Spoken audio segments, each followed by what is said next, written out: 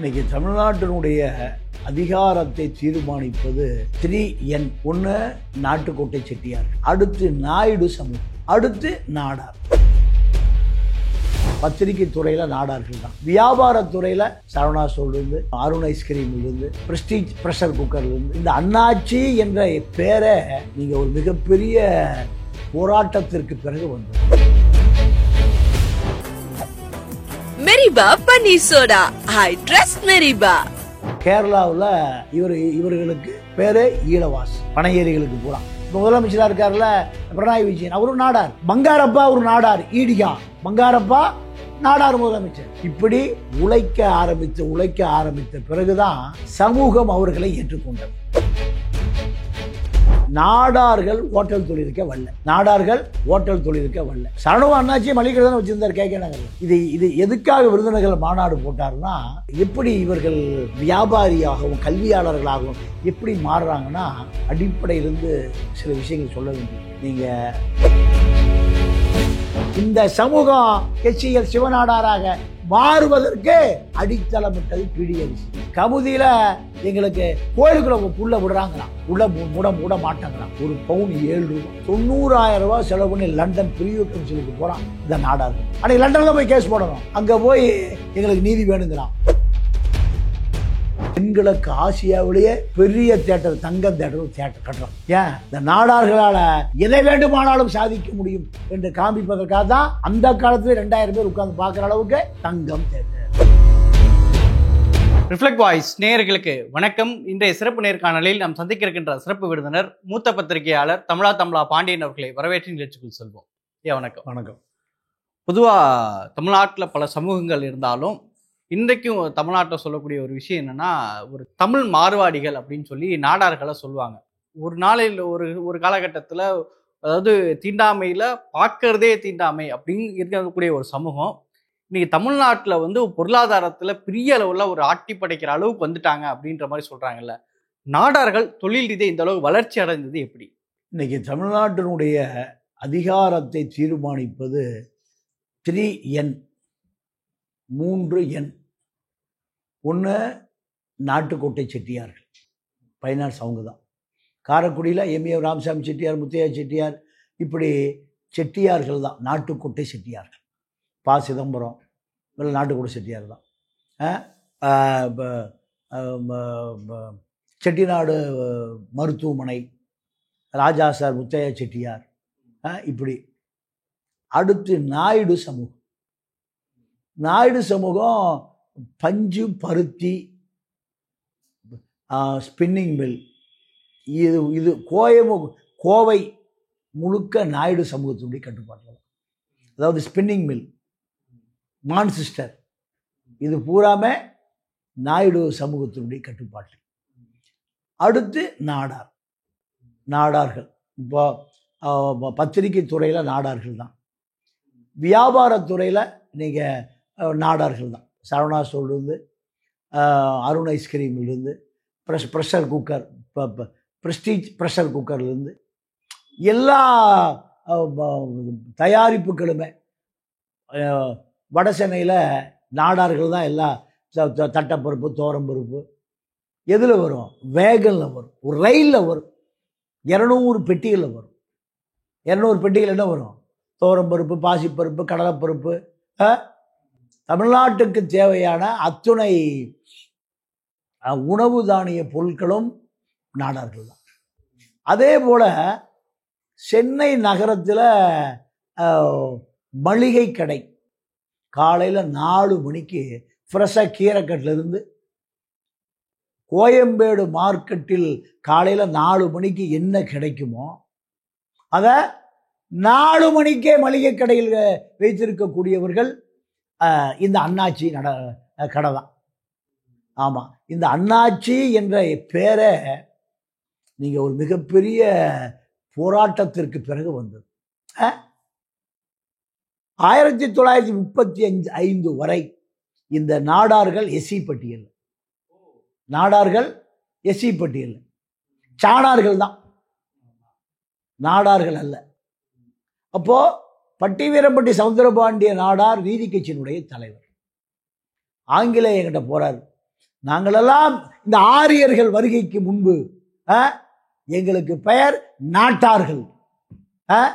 பாண்டிச்சேரியில் கிராமணிகள், கிராமணின்னு பேர். நம்ம இப்போ நாராயணசாமி முதலமைச்சராக இருந்தார்ல, அவர் கிராமணி. பனையேறி கிராமணினா கிராமத்தை நிர்வாகம் செய்யக்கூடியவர். நாடார்கள்னா நாட்டார்கள். அப்போ இந்து மதத்தை எதிர்த்ததனுடைய விளைவு, அதிகமாக எதிர்த்ததனுடைய விளைவு, இவர்கள் சாணார்களாக்கப்பட்டார்கள். சக்கிலிய பள்ளம்பறைய ஒன்னா நாசுவ தொட்டால் தீட்டு. இந்த சாணார்கள் பார்த்தாலே தீட்டு. இந்து மத பார்ப்பனர்கள் அவர்களை எங்க உண்டி வச்சான்? இந்து மதத்தை எதிர்த்தவன் பூரா கில்சாதி, பறையன், பள்ளன், சக்கிலியன் எல்லாம் இந்து மதத்தை எதிர்த்தவர்கள் அத்தனை பேரும் கீழ்ஜாதி. இந்து மதத்தை பார்ப்பனத்தை ஏற்றுக்கொண்டவர்கள் பூரா மேல்ஜாதி. இதான் இதை போய் பட்டிவீரம்பட்டி சௌந்தரபாண்டிய நாடார் ஆங்கிலேயனிடம் அந்த டேட்டாக்களை, புள்ளி விவரங்களை சொன்ன பிறகு ஆங்கிலேயன் ஏற்றுக்கொண்டான். எஸ்சியில் இருந்த நாடார்கள் பிசி ஆக்கப்பட்டார்கள். இல்லை, குறிப்பாக என்னன்னா பெரியாருடைய நம்ம வரலாற்றை படிக்கும்போது இந்த மாநாட்டில் நாடார்கள் தான் உணவு சாப்பிடுவாங்க. ஆமா, விருதுநகர்ல அப்படிமா, அதாவது நாடார்கள் சமைக்கிறாங்கன்னா அந்த அந்த இதில் சாப்பிட மாட்டாங்க அப்படின்ற கூடிய சமயத்தில் பெரியார் இந்த போராட்டங்கள் வைப்பாரு. இதுதான் நாடார்கள் பின்னாட்கள்ல சரவணா பவன் போன்ற பெரும் ஹோட்டல் முதலாளிகளாக வந்ததுக்கு காரணம் சொன்னாலும் அது உண்மையாது இல்லை. அதாவது நீங்க எஸ்சி ஹோட்டல்லாம் நம்மளால் சாப்பிட மாட்டோம். எஸ்சியில் 1935 வரைக்கும் யார் இருந்தா? சாணார்கள் தான். அப்போ நாடார்கள் ஹோட்டல் தொழிலுக்க வரல. நாடார்கள் ஹோட்டல் தொழிலுக்க வரல. சரணவ அண்ணாச்சி மளிகை தான் வச்சிருந்தார் கே நகரில். இது எதுக்காக விருதுநகர் மாநாடு போட்டாருன்னா, கமுதி கோயில் நுழைவு போராட்டம். நாடார்கள் பூராமே சவுத் பேஸ் தான். அப்போ எல்லாத்தையும் எப்படி இவர்கள் வியாபாரியாகவும் கல்வியாளர்களாகவும் எப்படி மாறுறாங்கன்னா, அடிப்படையிலிருந்து சில விஷயங்கள் சொல்ல வேண்டியிருக்கு. நீங்கள் இந்து மதத்தை தொடர்ந்து எதிர்த்து இந்து மதத்தை ஏற்றுக்கொள்ள மறுத்ததனுடைய விளைவு இந்த சாணார்களை ஊறவிட்டே வரட்டான் இந்த இந்து மதம். நீங்கள் ஒவ்வொருத்தரும் ஒரு தொழிலை காமிக்கிறான். அருந்ததியர்களுக்கு செருப்பத்தை செத்த மாட்டை எடுத்து கொண்டு போய் பிதைத்து இல்லை சாப்பிட்டுக்க, மலம் அள்ளு, மனித மலத்தை அள்ளு. இதுதான் அவர்களுக்கு ராஜாஜி பாப்பான், பேரறிஞர் என்று சொல்லுகிற பாப்பான்னு சொன்ன குலத்தொழில். பள்ளிக்கூடம் போய் மீதினா செருப்பு தேய். வண்ணார் பள்ளிக்கூடம் போய் மீதி நேரம் துணிந்தவை, ஒப்பா ஆத்தாடு போய் துணிந்தவை. கோசவன் உடையார் பள்ளிக்கூடம் போய் மீதி நேரம் போய் சட்டிபானை செய். குலத்தொழிலை செய். செவரம் பண்ணுறவன் மீதி நேரம் ஜவரம் பண்ண போ. சனாதனத்தை பாதுகாத்தவன் ராஜாஜி பாப்பான். 6000 பள்ளிக்கூடங்களை மூடியவன், பணம் இல்லையான்னு மூடுனான். அப்போ இப்படி அடக்கப்பட்ட பிறகு இந்த சாணார்களுக்கு போக்கிடமே இல்லை. அப்போ தான் அவன் அகதியாக ஊரூரா போறான். சாணார்கள் சாமியோ சாமியோ கூவிக்கொண்டே வர வேண்டும். பார்த்தா திட்டு ஒழிச்சுக்குவான். குண்டிக்கு பின்னாடி விளக்கமாறு கட்டியிருக்கணும். ஏன்? நடந்து போன அந்த பாதை அழிக்கப்பட வேண்டும். இந்து மதம் எவ்வளவு கொடுமை பண்ணியிருக்குன்னு பாரு இந்த சாணார்களை. பெண்கள் மார்பை காமிச்சிட்டு இருக்கணும். மார்பை காண்பித்து கொண்டு இருக்க வேண்டாம்.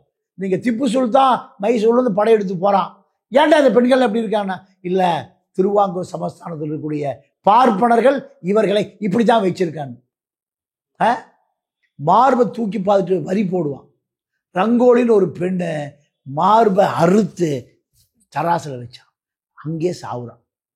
இப்படி இந்து மதம் இந்த சாணார்களை செய்த கொடுமை கொஞ்சம் நஞ்சம் இல்லை. அப்போ இவன் ஊரூரா போறான். அதுக்கு எதிரான போராட்டம் தான் தோல்சிலை போராட்டம். அதெல்லாம் இப்ப நடந்தது. நான் சொல்லி ஒரு 300 ஆண்டுகள் 400 ஆண்டுகளுக்கு முன்பு. அப்போ இப்படி ஊரூரா போகும்போது உப்பு கிடைச்சா வாங்கி வச்சுக்கிறான். புளி கிடைச்சா வாங்கி வச்சுக்கிறான், மிளகா கிடைச்சா வாங்கி வச்சுக்கிறான், எது கிடைச்சதோ வாங்கி வச்சுக்கிறான். அங்கே போய் எது வேணுமோ அவனுக்கு கொடுக்குறான்.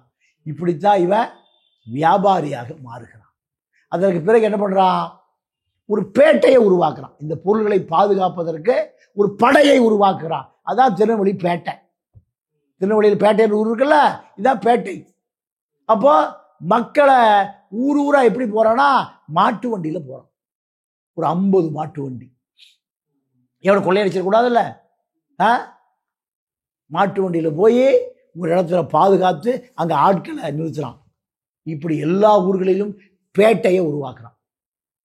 இப்படி தொடர்ச்சியாக பொருளாதார ரீதியாக ஒரு பெரிய உயர்வுக்கு வந்த பிறகு கல்வி வேணும்னு முடிவு பண்ணுறான். அப்போ தன்னுடைய பெண்கள்கிட்ட சொல்கிறான், ஒரு பள்ளிக்கூடம் கட்டணும். நம்ம பார்ப்பனர்கள் கல்வியை நமக்கு தர மறுக்கிறார்கள். அப்போ சாப்பிடும்போது எல்லாரும் ஒருபடி அரிசி குறைச்சிங்க. 1 கிலோ அரிசி சோறு ஆக்கிறதுக்கு உலையில் பானையில் போடுகிற பொழுது 1 பிடி அரிசி எதுக்கு? கல்விக்காக. இப்படி அந்த சாணார்களுடைய வீடுகளில் 1 பிடி அரிசி ஒரு நாளைக்கு 1 மூட்டை 2 மூட்டை 50 மூட்டையை சேரும். இதுதான் விருதுநகர் சத்திரிய வித்தியாசாலையாக மாறுகிறது. இந்த சமூகம் கல்வியை HCL சிவநாடாராக மாறுவதற்கு அடித்தளமிட்டது பிடியரிசி. பொருளாதார ரீதியாக அவன் ஊர் ஊரா போகிற பொழுது எந்த ஊரில் எந்த பொருளை கிடைக்கிறதோ அதை வாங்கி சேமித்து வச்சுக்கிறான். அந்த ஊரில் போய் விற்கிறான். கல்விக்காக பிடியரிசி. இப்படி இந்த சமூகம் மேலேறி மேலேறி வர ஆரம்பிக்கிறது. அப்போ தான் இந்த பார்ப்பனர்கள், நீங்கள் இவன் சாணாந்தாண்டா, இவனை கோயிலுக்குள்ளே விடாத. மூக்க நாடார் சுவரேறி குதித்து போனதுக்காக மதுரை மீனாட்சி அம்மன் கோயிலில் தலை துண்டாக்கப்படுகிறது. கமுதியில் எங்களுக்கு கோயிலுக்குள்ள உள்ள விடுறாங்கிறான், உள்ள மூட மாட்டேங்கிறான். ஒரு பவுன் 7 ரூபா. ஒரு பவுனு 7 ரூபா. 90,000 ரூபா செலவு பண்ணி லண்டன் பிரிவு கவுன்சிலுக்கு போகிறான் இந்த நாடார்கள். எங்க அன்னைக்கு லண்டனில் போய் கேஸ் போடணும். அங்கே போய் எங்களுக்கு நீதி வேணுங்கிறான். பார்ப்பனர்கள் அங்கேயும் நீதியை மறுக்கிறான். இந்து லா, நீ தலையிடாதீங்கிறான் வெள்ளைக்காரனை. நீங்கள் ஆங்கிலேயனை மட்டும் ஏன் எது சுதந்திர போராட்டம் பண்ணுறான்? டச்சுக்காரன், உள்ளாந்தர், பிரெஞ்சுக்காரன், முகலாயர், கில்ஜி எல்லா பயிலும் போராடி இருக்கான். இந்து மதத்தை அப்படியே ஏற்றுக்கொண்டான். இந்து மதத்தை அப்படியே ஏற்றுக்கொண்டான். ஆங்கிலேயர் இந்து மதத்தை ஏற்றுக்கொள்ளவில்லை. ரூல் ஆஃப் லா, சட்டப்படி ஆட்சி பண்றா. பாப்பானுக்கு ஒரு சட்டம் தான், பறையனுக்கு ஒரு சட்டம் தான், சக்கிலின வண்டா எல்லாரும் ஒரே சட்டம். Rule of law. அப்பதான் போராட ஆரம்பிக்கிறான் இங்க இருக்கிற பாப்பா பயலுக்கு பூரா. அதான் சுதந்திர போராட்டம். காட்டி கொடுக்கிற ஒரு கூட்டம், காட்டி கொடுக்கப்படுகிற ஒரு கூட்டம், 2 பேரும் அடித்து கொண்டதா இந்தியாவில் சுதந்திர போராட்டம். ஆங்கிலேயனுக்கு ஆதரவாக ஒரு கூட்டம், எதிராக சுதந்திரத்தை கேட்கிற ஒரு கூட்டம். 2 பேருமே இந்தியர்கள் தான், 2 பேருமே தமிழர்கள் தான். 2 பேரும் அடித்து கொண்டதா இந்தியாவில் கேவலமான சுதந்திர போராட்டம். அத்தனை பேரும் ஆங்கிலேயருக்கு எதிராக போராடி இருக்கணும். அதான சுதந்திர போராட்டம். ஆங்கிலேயன் சனாதனத்தை எதிர்க்கிறான், பார்ப்பனர்கள் சனாதனத்தை ஆதரிக்கிறான். 2 பேரும் மோதிக்கிறான். நேதாஜியை காட்டி கொடுத்தான். நேதாஜியை காட்டி, ஏன் நேதாஜி வந்தா சனாதனத்தை சாதிய ஒழிச்சிருவான். நேதாஜி சைபீரியா பாலைவனத்தில் மனநோயாளியாக்கப்பட்டு கொல்லப்பட்டான். இந்த பார்ப்பனியம் தான். அப்போ இந்த சாணார்கள் தங்களை மீட்டெடுப்பதற்காக பெரிய போராட்டம் நடத்தியிருக்கான். மதுரை கோயிலுக்கு போறான், உள்ள விட மாட்டேங்கிறான். பார்ப்பனர்கள் உள்ள விட மாட்டேங்கிறான். கேட்டா பாப்பா தான் உள்ள விட்டான, இருக்கிற பாப்பா பூரா சொல்லுவான். இந்திய தென்கிழக்கு ஆசியாவிலேயே பெரிய தேட்டர், தங்கம் தேட்டர், ஒரு தேட்டர் கட்டுறான். ஏன்? இந்த நாடார்களால் எதை வேண்டுமானாலும் சாதிக்க முடியும் என்று காண்பிப்பதற்காக தான் அந்த காலத்துல 2000 பேர் உட்கார்ந்து பார்க்குற அளவுக்கு தங்கம் தேட்டர். பொருளாதார ரீதியாக நீங்கள் சிவகாசியில் போய் பார்த்தீங்கன்னா ஒரு பத்திரகாளி அம்மன் கோயில், இதை இப்போ நான் சொல்றது ஒரு 50 வருஷத்துக்கு முந்தி மொசைக்கிலேயே போட்டு இப்போ ராமர் கோயில் கட்டி வச்சிருக்க மாதிரி அங்கே ஒரு பத்திரகாளி அம்மன் கோயில் கட்டி வச்சிருக்கான். விருதுநகர் நாடார். பொண்ணு பார்க்கணும், மாப்பிள்ளை பார்க்கணும், கோயிலில் தான் வந்து பார்க்க முடியும். சிவகாசியில் இப்படியெல்லாம் தான் அங்கே. அதுலேயே இப்போ இப்படி நாடார்களுடைய வளர்ச்சி என்பது இந்தியாவிலே நீங்கள் கேரளாவில் இவர்களுக்கு பேர் ஈழவாஸ், பனையேரிகளுக்கு பூரா. இப்போ முதலமைச்சராக இருக்கார்ல பினராயி விஜயன், அவரும் நாடார். மரையேரி பங்காரப்பா ஒரு நாடார், ஈடிகா பங்காரப்பா நாடார் முதலமைச்சர். இப்படி இந்த பனையேரிகள் தங்களுக்குள் ஒரு ஒற்றுமையை ஏற்படுத்தி நீங்கள் இந்தியா முழுக்க, உலகம் முழுக்க, நீங்கள் ஒரு அமெரிக்காவில் ஒரு மிகப்பெரிய தொழிலதிபருடைய மகள், அந்த அம்மா அதை விட பெரிய தொழிலதிபர், ஏறக்குறைய ஒரு 1000க்கு மேற்பட்ட டிபார்ட்மெண்ட் ஸ்டோர் வச்சுருக்காங்க, ஒரு நாடார் குடும்பம். இப்போ அந்த பெண்ணு சொல்லுது, நாங்கள் பட்டாசு கடை போட்டிருப்போம், என்னுடைய தோழிகள், பள்ளி தோழிகள், கல்லூரி தோழிகள் எல்லாம் பட்டாசு விடுவாங்க, நான் எங்கள் அப்பா கூட பொட்டலம் போட்டுட்டு இருப்பேன். எதை? பொட்டலம். மளிகை கடையில் வியாபாரம் பண்ணிட்டு இருப்பேன். அந்த பொண்ணு சொல்லுது. அப்போ நாடார்களை பொறுத்தவரை நீங்கள் சிவகாசியில் பெரிய கோடீஸ்வர குடும்பமாக இருக்கும். அந்த கோடீஸ்வர குடும்பத்தில் அவர்களுக்கு பேக்கெட் பண்ணி என்ன தெரியுமா, அந்த ஃபேக்ட்ரியிலேருந்து வரும். எது? பண்ட்ரோல், தீப்பெட்டியில் லேபிள் ஓட்டுறது கொடு. அதே பணக்கார வீட்டு பெண்களாக இருந்தாலும் பேக்கெட் பண்ணிக்கு என்ன பண்ணுவாங்க, தீப்பெட்டியில் அந்த எக்ஸஸ் டியூட்டி இப்போ அது இல்லை, வர்றதில்லை. முதல்ல ஒரு வெள்ளையாக ஒரு சின்ன பேப்பரை ஒட்டியிருப்பாங்க, அந்த தீப்பெட்டி வெளியே தள்ளும்போது அதை உடைச்சிருக்கு, அதை உடைச்சி தான் வெளியே தள்ளணும். இப்படி மல்லிகைப்பூ வாங்கி வைக்க வேண்டும் என்றால் கூட ₹1 வேணும்னா அந்த பண்டோல் ஓட்டினா காசு தான் அவன் செலவு பண்ணுவாங்களாம். இப்படி உழைக்க ஆரம்பித்த பிறகுதான் சமூகம் அவர்களை ஏற்றுக்கொண்டது. இன்னைக்கு அவ்வளோ சாணா பயிலும் நாடார் பயிலும் இப்போ பிஜேபியில் RSS இருக்கான். நம்ம பொன் ராதாகிருஷ்ணன் உட்பட தமிழிசை எல்லாம் இதே நாடார்கள். தொட்டாலே பார்த்தாலே திட்டுன்னு ஒதுக்கி வைக்கப்பட்டு கூவி வந்த அந்த கூட்டம் இன்னைக்கு RSSஐ தூக்கி பிடிக்கிறது. எனக்கு ஒரு நண்பர் ராமநாதபுரம் அட்வொகேட் கேட்டேன், ஏங்க நீங்களாம் RSS இருக்கீங்கன்னு. இங்கே முஸ்லீம் டாமினேஷன், அதை எதிர்ப்பதற்கு எங்களுக்கு RSSஐ தவிர வேறு வழி இல்லைன்னு. இல்லை, குறிப்பாக காமராஜர் அவர்களை பற்றி படிக்கும்போது ஒரு சாதிகளுக்கு அப்பாற்பட்ட அனைத்து மக்களுக்குமான தலைவராக தான் இருந்தார். இப்போ காமராஜர் இந்த நாடார் சமூகத்தினுடைய முன்னேற்றத்தில், பொருளாதார வளர்ச்சியில் ஒரு காமராஜருடைய ரோல் இருக்குதா? இல்லை. காமராஜர் தோத்து போறாரு. காமராஜர் விருதுநகர்ல ஏன் தோத்து போறாரு? நாடார்கள் தோக்கடிக்கிறானே. நீங்க காமராஜர் பொறுத்த வரைக்கும் அவர் இப்ப கடைசி காலத்தில் நாடார்கள் அவர் காப்பாற்றினான். விருதுநகர் தோற்கடிக்கப்பட்டு இந்திரா காந்தியால் புறக்கணிக்கப்பட்டு அனாதையாக போன பிறகு அவர் நாகர்கோயிலில் நிற்கணும்னு முடிவு பண்றார். நாகர்கோயிலுக்கு போறார். காங்கிரஸ் கட்சியில் இல்லை. அவர் காங்கிரஸ் கட்சியே காமராஜை பழி வாங்கி தெருவுக்கு வந்துட்டார். அதற்கு பிறகு அவர் MP ஆகணும்னு ஆசைப்படுறார். நாகர்கோயிலில் நிற்கிறார். நாகர்கோயில் நாடார்கள் தான் அவரை காப்பாற்றி நாடாளுமன்றத்துக்கு அனுப்பினார்.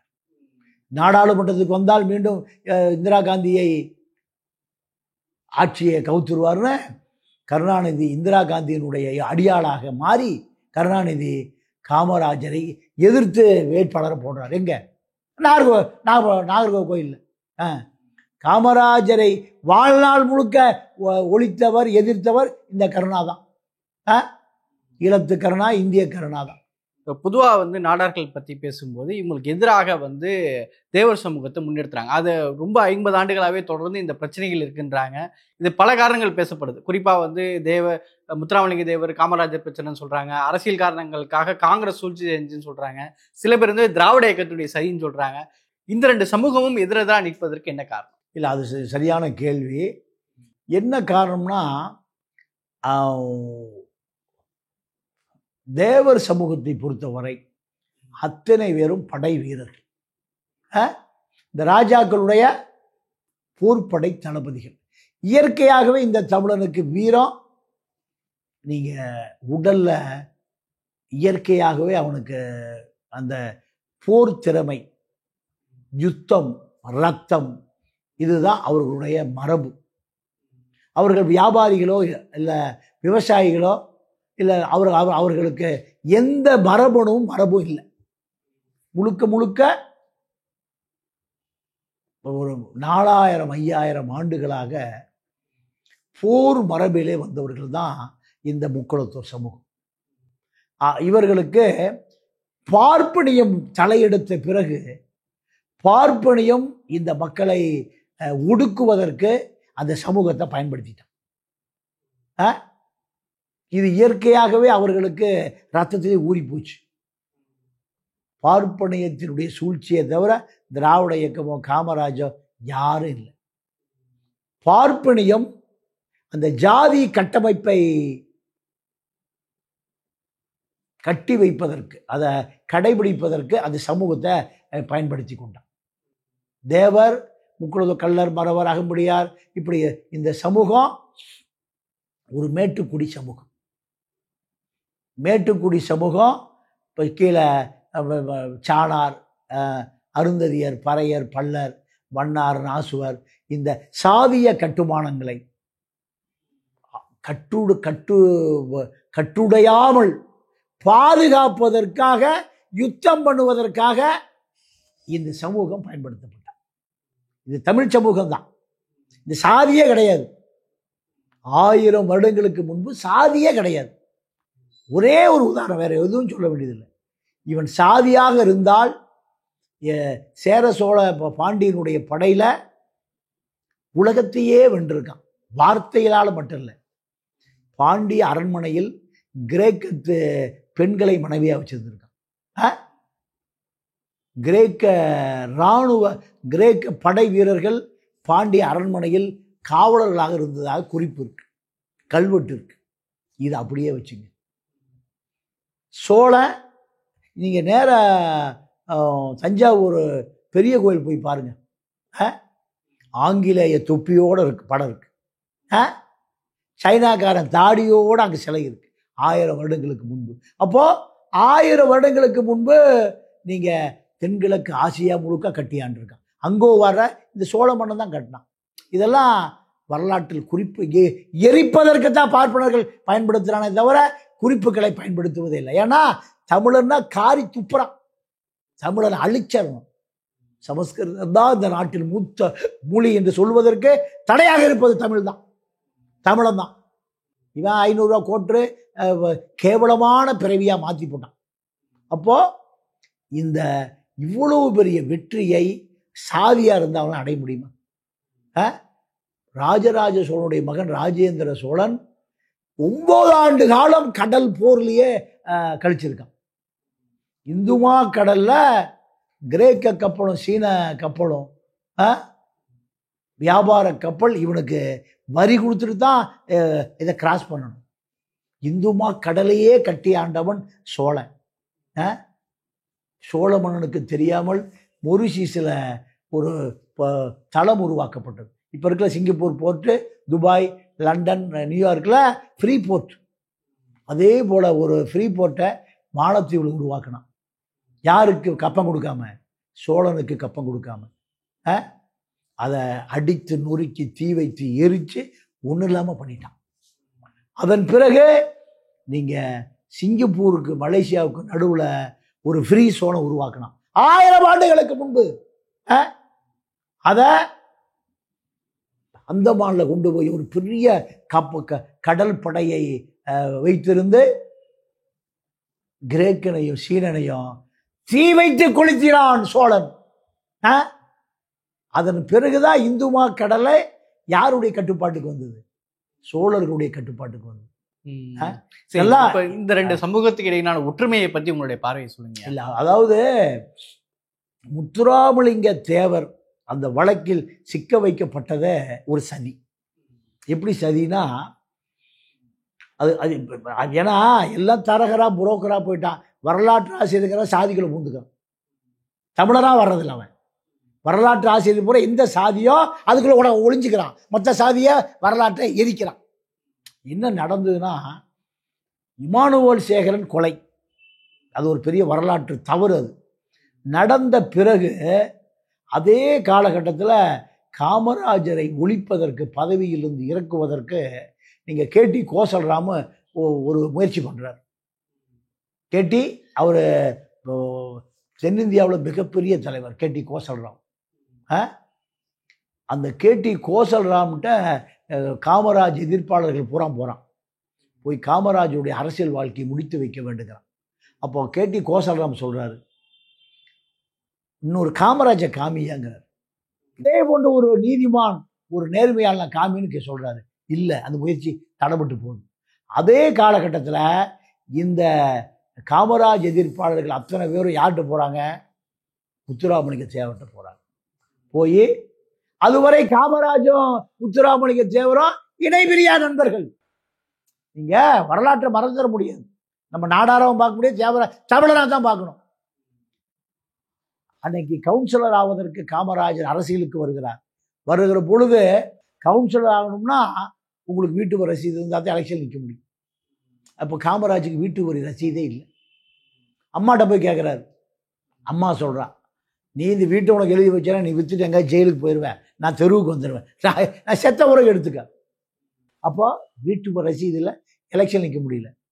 தேவர்கிட்ட போய் சொல்கிறாரு, முத்துராமலிங்கம் எனக்கு வீட்டு ரசீதே இல்லையா. காமராஜே வாடா, ஒரு பெரிய ஆட்டை ஓட்டிட்டு போடா.